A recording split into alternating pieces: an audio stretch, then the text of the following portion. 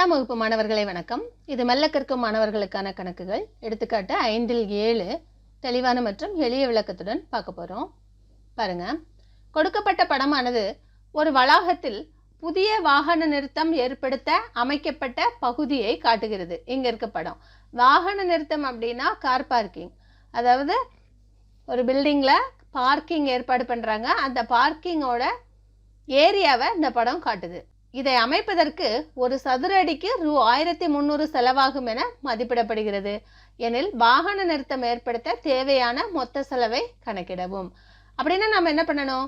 முதல்ல இந்த வாகன நிறுத்தம் எத்தனை சதுர அடி இருக்கு அப்படின்னு கண்டுபிடிக்கணும். அதாவது வாகன நிறுத்தத்தின் பரப்பளவு கண்டுபிடிக்கணும். நாற்கரத்தின் பரப்பளவு ஃபார்முலா போட்டு இதோட பரப்பளவு கண்டுபிடிச்சிட்டு ஒரு சதுர அடிக்கு 1300 ரூபா செலவாகுதுன்னா நாம கண்டுபிடிச்ச பரப்புக்கு எவ்வளவு செலவாகுதுன்னு கண்டுபிடிக்கணும். சரிங்களா? நம்ம முதல்ல என்ன செய்யணும் அப்படின்னா நாற்கரத்தின் பரப்புக்கு ஃபார்முலா எழுதிக்கணும். நாற்கரத்தின் பரப்பு சமம் அரை into x1y2 + x2y3 + x3y4 + x4y1 minus y1x2 + y2x3 + y3x4 + y4x1 சதுர அலகுகள். இதில் நம்மளுடைய புள்ளிகள், அதாவது இந்த படத்தில் நமக்கு புள்ளிகள் கொடுத்துருக்காங்களோ அதை எடுத்துகிட்டு வந்து போடுவோம். ஆன்டி கிளாக் வைஸில் எடுத்துக்கணும். நீங்கள் எந்த புள்ளியை வேணாலும் முதல் புள்ளியாக எடுத்துக்கலாம். நாம் ஏவை எடுத்துக்குவோம். 2 2. அடுத்த புள்ளி 5,5 5 5. அடுத்த புள்ளி 4 9. அடுத்த புள்ளி 1 7. மறுபடியும் முதல் புள்ளி எடுத்து எழுதிக்குங்க. 2 2. சுருக்குவோம். சமம் அரை இன்ட்டு 2 5 பெருக்கிக்குங்க. 2 5 10. 5 9 பெருக்குங்க. 9 45 ப்ளஸ் 4 7 பெருக்குங்க. 4 7 28 ப்ளஸ் 1 2 பெருக்கிக்குங்க. 1 2 2 மைனஸ் கீழே இருந்து மேலே 2 5 10 ப்ளஸ் 5 4 பெருக்குனீங்கன்னா 5 4 20 ப்ளஸ் 9 1 பெருக்குனீங்கன்னா ப்ளஸ் 9 ப்ளஸ் 7 2 பெருக்குனீங்கன்னா 7 2 14 சமம் அரை இன்ட்டு கூட்டுங்க. 10 10 45 55 55 இந்த 28 2ஐயும் கூட்டினீங்கன்னா 30 இல்லையா? 55 30ஓட கூட்டினீங்கன்னா 85 மைனஸ் 10 10 20 30 39 49 53 இல்லையா? ஸோ 85ல் 53 நாம் கழிக்கிறோம். 85 53 கழிச்சிங்கன்னா 2 8ல் 5 போனால் 3 32 அரை பெருக்கல் 32 அடிச்சுக்கோங்க. 1 2 2 1 2 2 6 2 12 16 சதுர அடி நமக்கு விடையாக கிடச்சிருக்கு. அப்படின்னா இந்த ஏரியா வந்து 16 சதுர அடி. ஓகேங்களா? ஒரு சதுர அடிக்கு என்ன செலவு அப்படின்னா 1300 ரூபா செலவு. அப்படின்னா மொத்த செலவு வேணும்னா என்ன செய்யணும்? 16 1300ஆல் நாம் பெருக்கிக்கணும். 16ஐயும் 13ஐயும் பெருக்குங்க. 3 18 கட்டு மீதி 1 1 3 3 1 4 1 6 6 1 1 8 10க்கு 0 மீதி 1 1 1 2 208. அது கூட இந்த 2 ஜீரோவை எடுத்து நீங்கள் போட்டுக்குவீங்க. அப்படின்னா எவ்வளோ நமக்கு கிடச்சிருக்கு? 20,800 ரூபா செலவு. நன்றி மாணவர்களே. 10ஆம் வகுப்பு கணிதம் மெல்ல கற்கும் மாணவர்களுக்கான கணக்குகள். அதில் பயிற்சி 5.1ல் வினாயன் 6 பார்க்குறோம். இதில் என்ன பண்ணியிருக்காங்கன்னா 4 புள்ளிகள் கொடுத்து அதில் நாற்கரத்தின் பரப்பையும் கொடுத்துட்டு கேயின் மதிப்பை கண்டுபிடிங்க அப்படின்னு கேட்டிருக்காங்க. பாருங்க. -4, -2 -3, கே 3, -2 மற்றும் 2, 3 ஆகிய முனைகளை வரிசையாக கொண்ட நாற்கரத்தின் பரப்பு 28 சதுர அலகுகள் எனில் கேயின் மதிப்பை காண்க. அதாவது நாற்கரத்தின் பரப்பை அவங்களே நமக்கு கொடுத்துட்டாங்க. கேயோட மதிப்பு மட்டும் கண்டுபிடிக்க சொல்லியிருக்காங்க. நாம நாற்கரத்தின் பரப்புக்கு ஃபார்முலா எழுதிக்கலாம். முதல்ல நாற்கரத்தின் பரப்பு சமம் அரை into x1y2 + x2y3 + x3y4 + x4y1 minus y1x2 + y2x3 + y3x4 plus y4x1 சதுர அலகுகள். இதில் நமக்கு கொடுக்கப்பட்ட புள்ளிகளை பிரதியிடுவோம். அரை இன்ட்டு x1 y1 நமக்கு -4 -2, அடுத்து -3 k 3 -2, அடுத்த புள்ளி 2 3, மறுபடியும் முதல் புள்ளி எடுத்து எழுதிக்கோங்க.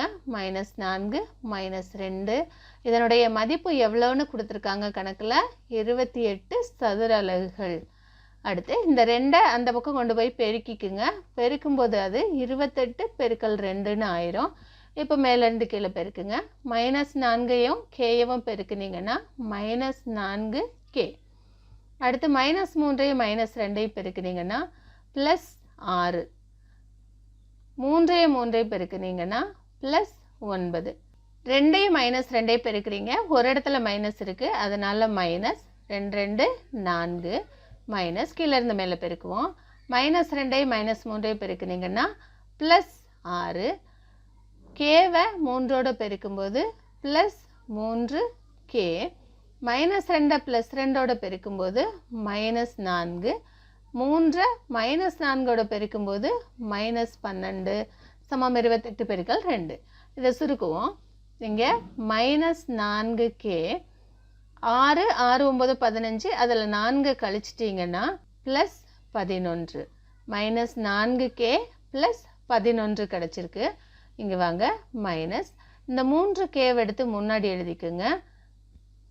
6 இங்கே -4 -12, -4 -12 -16. -16ல் +6 கழிச்சிங்கன்னா -10 சமம் 28 பெருக்கல் 2 56.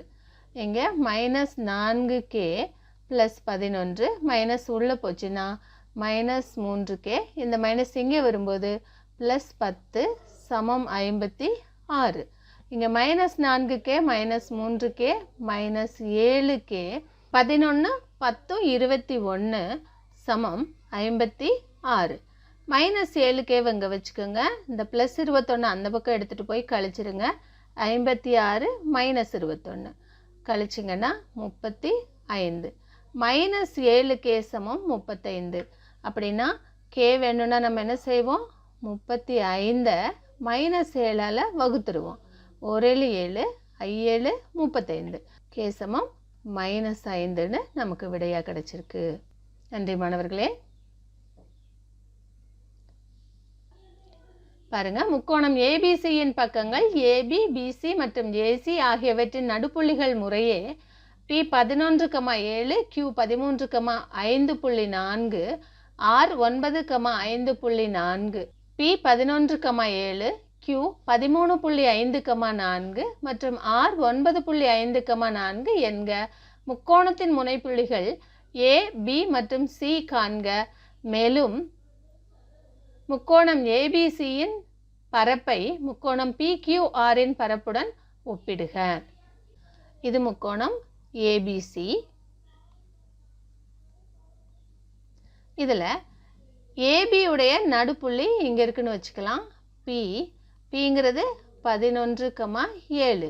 BCயினுடைய நடுப்புள்ளி இங்கே இருக்குன்னு வச்சுக்கோங்க.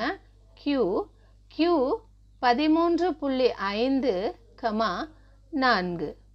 அடுத்து ஏசியுடைய நடுப்புள்ளி இங்கே இருக்குன்னு வச்சுக்கோங்க. அது R 9.5, 4. இப்போ இந்த நடுப்புள்ளிகளை வச்சுட்டு இதிலிருந்து நீங்கள் முனைப்புள்ளிகளை கண்டுபிடிக்கணுமா? சரிங்களா? அப்போ ஏங்கிற முனைப்புள்ளியை நாம் x1, y1 எடுத்துக்கலாம். பிங்கிற முனைப்புள்ளியை x2, y2ன்னு எடுத்துக்கலாம். சியை x3, y3ன்னு எடுத்துக்குவோம். நமக்கு நடுப்புள்ளிக்கான ஃபார்முலா தெரியும், அதை இங்கே எழுதிக்குங்க. நடுப்புள்ளிக்கு என்ன formula? x1 + x2 / 2, y1 + y2 / 2. சரிங்களா? அப்படின்னா இந்த Pங்கிற புள்ளி இல்லையா, அந்த Pங்கிற புள்ளி ஏபியுடைய நடுப்புள்ளி. ஏபியுடைய நடுப்புள்ளி எப்படி கிடைக்கும்? x1 + x2 / 2, y1 + y2 / 2 சமம் நடுப்புள்ளி நமக்கு தெரியும் 11, 7. சரிங்களா? இதை நம்ம தனித்தனியாக எழுதுவோமே. x1 + x2 / 2 சமம் இங்கே இருக்கிற x ஆயத்தொலைவு 11. அதே மாதிரி y1 + y2/2 சமம் இங்கே இருக்கிற y ஆயத்தொலைவு 7. இந்த ரெண்டை கொண்டு இங்கே பெருக்கிக்குங்க. அப்போ உங்களுக்கு என்ன கிடைக்கும்னா x1 + x2 சமம் 11 × 2 22. அதே மாதிரி இந்த பக்கம் y1 + y2 சமம் 2 7 14ன்னு கிடைக்கும். அடுத்து பாருங்க, Qங்கிற புள்ளி B மற்றும் Cயினுடைய நடுப்புள்ளி இல்லையா? அப்போ B and Cயோட நடுப்புள்ளி எப்படி நமக்கு கிடைச்சிதுன்னா x2 + x3/2, y2 + y3/2 சமம் 13.5, 4. இதையும் அதே மாதிரி தனித்தனியாக எழுதுங்க. x2 + x3/2 = 13.5, y2 + y3/2 = 4. x2 + x3 என்ன அப்படின்னா இந்த ரெண்டையும் 13.5ஐயும் பெருக்கிறதுக்கு சமம் என்ன கிடைக்கும் உங்களுக்கு 13.5 இது சரியா? 13.5 இன்னொரு 13.5யோட கூட்டுறீங்கன்னு வச்சுக்கோங்க. அப்போ 27 கிடைக்கும். அதே மாதிரி y1 + y2 + y3 என்ன கிடைக்கும் அப்படின்னா இந்த ரெண்டை கொண்டு இங்கே பெருக்கிக்குங்க. 2 4 8. அடுத்து பாருங்க r எப்படி கிடைக்கும்னா x1 + x3/2, y1 + y3/2 ஓகேங்களா? சமம் 9.5, 4. அதே மாதிரி நீங்கள் தனித்தனியாக எழுதுங்க.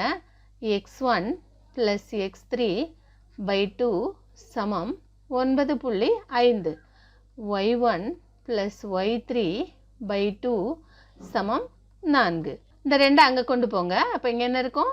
x1 + x3 சமம் 9.5 2ஆல் பெருக்கிறீங்கன்னா 19. அதாவது 9.5 அப்படின்னா 9.5. 9.5 இன்னொரு 9.5யோட கூட்டுறீங்க 19 கிடைக்குது.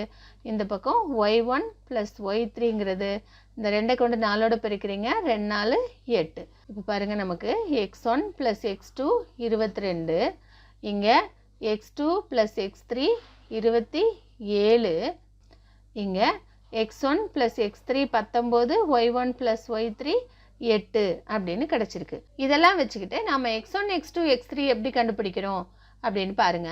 முதல்ல எக்ஸில் இருக்க சமன்பாடுகளை எடுத்து எழுதுங்க. x1 + x2 சமம் 22. இங்கே பாருங்க, x2 + x3 சமம் 27. இங்கே x1 + x3 சமம் 19. இது எல்லாத்தையும் கூட்டுவோம். நாம் இது எல்லாத்தையும் கூட்டினீங்கன்னா முதல்ல இங்கே கூட்டுங்க. 9 9 9 18க்கு 8 மிச்சம் 1, 2 1 3 3 2 5 5 1 6. இங்கே பாருங்கள், x3 2 தடவை இருக்கா? அப்படின்னா 2x3. x2 பாருங்கள் 2 தடவை இருக்குது. அப்போ அது 2x2. x1 பாருங்கள் அதுவும் 2 தடவை இருக்குது. அப்படின்னா 2x1 இருக்குது. எல்லாத்துலேயும் 2 இருக்கா? 2ஆல் வகுத்துருவோமா சமன்பாட்டை? அப்படின்னா x1 + x2 + x3 சமம் இதை 2ஆல் வகுத்தீங்கன்னா 34. இதிலிருந்து நாம் பாருங்கள், முதல்ல நமக்கு x1 + x2 22ன்னு இருக்குது. அப்படின்னா x1 + x2 இருக்கிற இடத்துல என்ன போட்டுக்கலாம்? 22 + x3 சமம் 34. 22 கொண்டு இங்கே கழிச்சிருங்க. கழிச்சிங்கன்னா x3 சமம் 34 - 22. 34 22 கழிச்சிங்கன்னா உங்களுக்கு என்ன கிடைக்கும்? x3 சமம் 12ன்னு கிடைக்கும். அடுத்து பாருங்க, x1 + x2 + x3 சமம் 34. x2வையும் x3யும் கூட்டினா 27. அப்போ பாருங்கள், இந்த இடத்துல x2 + x3க்கு என்ன போட்டுக்கலாம்? 27. x1 + 27 சமம் 34. அப்போ x1 வேணும்னா 27 அந்த பக்கம் கொண்டு போய் கழிங்க. 34 - 27 கழிச்சிங்கன்னா 7. x1ங்கிறது என்ன? 7. இப்போ பாருங்கள், மறுபடியும் அதே சமன்பாட்டுக்கு வாங்க. x1ஐயும் x3யும் கூட்டினா 19. x1ஐயும் x3யும் கூட்டினா 19. அப்போ உங்களுக்கு என்ன கிடைக்கும்னா x2 + 19 சமம் 34ன்னு கிடைக்கும். x2 வேணும்னா 19 அந்த பக்கம் கொண்டு போய் கழிங்க. 34 - 19 ஸோ x2 சமம் 34ல் 19 கழிச்சிங்கன்னா 15. ஓகேங்களா? x1 x2 x3 கண்டுபிடிச்சிட்டோம். அடுத்து y1 y2 y3 கண்டுபிடிக்கிறதுக்கும் இதே மாதிரி எடுத்து எழுத போகிறோம். நாம் எப்படி எழுதுவோம்?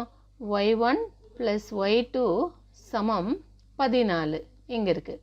அடுத்து y2 + y3 சமம் 8. y2 + y3 சமம் 8.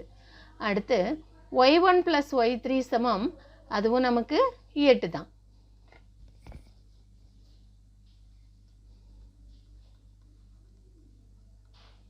எல்லாத்தையும் கூட்டிக்குவோம். கூட்டினோன்னா இந்த பக்கம் 14 8 8 16, அப்போ என்ன கிடைக்குது? 30. இந்த பக்கம் என்ன கிடைக்கும்னா 2y1 + 2y2 + 2y3 கிடைக்கும். மொத்த சமன்பாட்டை 2ஆல் வகுத்தீங்கன்னா y1 + y2 + y3 சமம் 15ன்னு கிடைக்கும். சரிங்களா? இப்போ பாருங்கள், y1 + y2ங்கிறது 14க்கு சமம். ஸோ 14 ப்ளஸ் இந்த இடத்துல நம்ம என்ன போடுறோம்? 14 + y3 சமம் 15.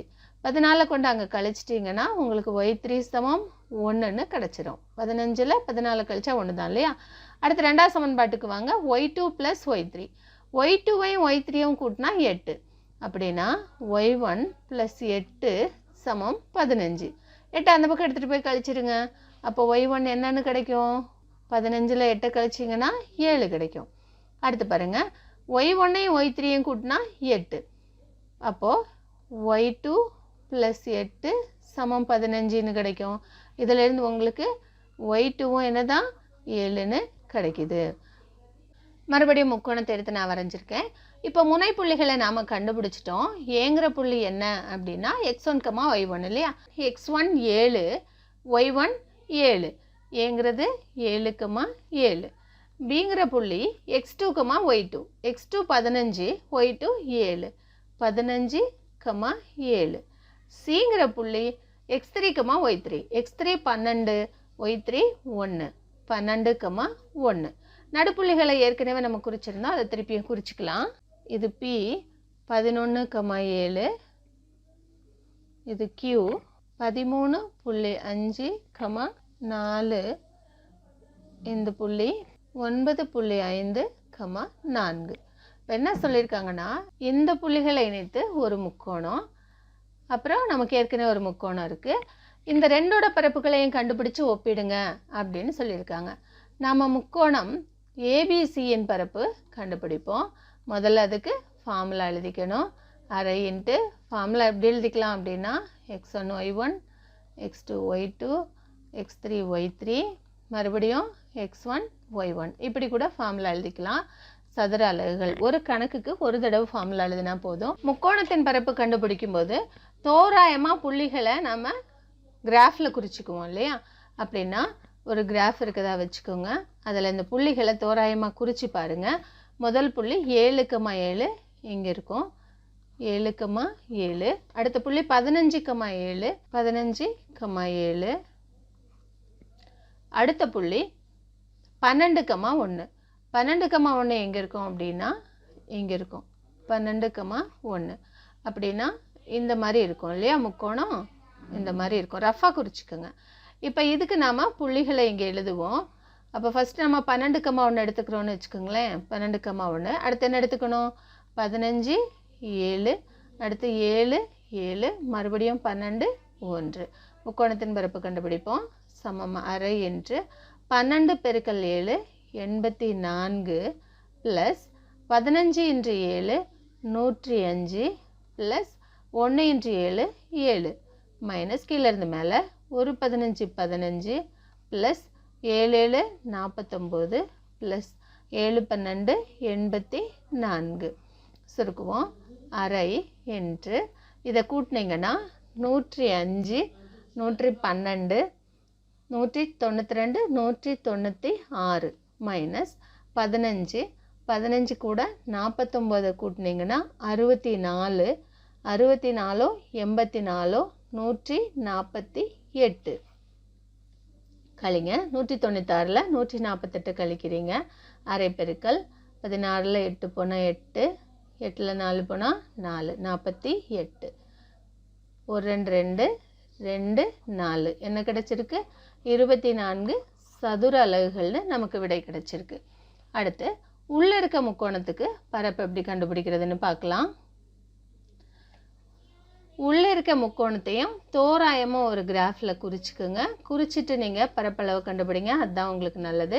13.5, 4 13.5, 4 அடுத்தது 9.5, 4 இங்க இருக்கும் 9.5, 4 அடுத்து 11,7 11,7 மேல இருக்கும் இல்லையா?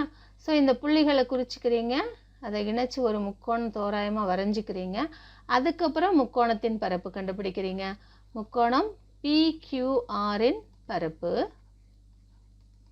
சமம் அரை என்று ஃபார்முலா திருப்பி எழுத வேண்டாம், புள்ளிகளை ஆன்டி கிளாக் வைஸில் போடுங்க.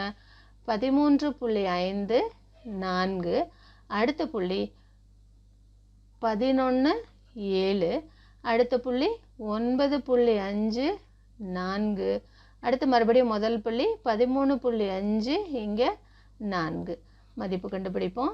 சமம் அரை என்று 13.5 7ஓட பெருக்கிறீங்க, எழுதி பெருக்குங்க. 13.5 பெருக்கல் 7 7 35க்கு 5 மிச்சம் 3 7 21 3 24க்கு 4 மிச்சம் 2 1 7 7 2 9 94.5 அடுத்து 11 பெருக்கல் 4 44 ப்ளஸ் 4 பெருக்கல் 9.5 9.5 4ஓட பெருக்குங்க. 4 × 5 20 மிச்சம் 2 4 36 37 38 இல்லையா? ஸோ இங்கே 38 மைனஸ் கீழே பெருக்குங்க, கீழே இருந்து மேலே 4 11 44 7 9.5ஓட பெருக்கிறீங்க.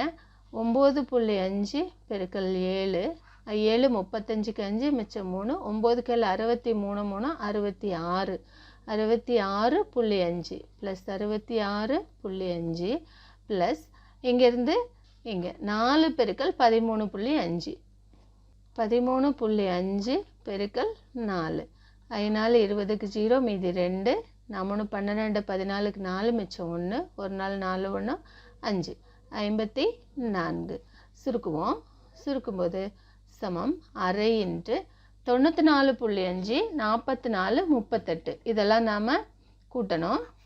பாருங்கள் 94.5 44 இங்கே எழுதிக்குங்க. 44 38.0 கூட்டுங்க.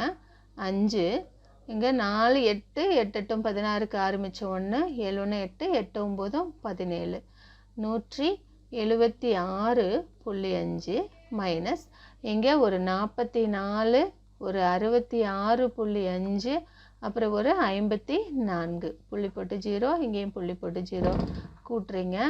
கூட்டும்போது 5 6 நாள் 10 நாள் 14க்கு 4 மீதி 1 10 15 1 16 164.5 கிடைச்சிருக்கு. சுருக்குவோம். அரை என்று 176.5லிருந்து 164.5 கழிக்கணும். பாருங்க 176.5 அதிலிருந்து 164.5 எப்படி கழிக்கிறது பாருங்க. 5ல் 5 போனால் 0, 6ல் 4 போனால் 2, 7ல் 6 போனால் 1, 0 12 நமக்கு கிடைச்சிருக்கு. சரிங்களா? 1 2 2 6 2 12 விடை என்ன 6. கேள்வி முக்கோணம் ஏபிசியின் பரப்பையும் முக்கோணம் பிக்யூஆரின் பரப்பையும் ஒப்பிடுக. அப்போ முக்கோணம் ஏபிசியின் பரப்பு இஸ்டு முக்கோணம் பிக்யூஆரின் பரப்பு சமம். முக்கோணம் ஏபிசியின் பரப்பு என்னன்னு பார்த்தீங்கன்னா 24. சரிங்களா? 24 இஸ்டு இது 6, அதாவது 24/6 1 6 6 4 6 24. அப்போ ஒப்பிடும்போது நமக்கு 4:1ன்னு கிடச்சிருக்கு. அப்படின்னா அந்த பெரிய முக்கோணத்தின் பரப்பு 4 பங்கு இருந்துச்சுன்னா சிறிய முக்கோணத்தின் பரப்பு 1 பங்கு இருக்கும். 10ஆம் வகுப்பு கணிதம் பயிற்சி 5.1ல் வினாயன் 7 2 முக்கோணத்தின் பரப்புகளை எப்படி ஒப்பிடுறது அப்படிங்கிற கணக்கு தெளிவான மற்றும் எளிய விளக்கத்துடன் பார்க்கலாம் வாங்க. நன்றி மாணவர்களே.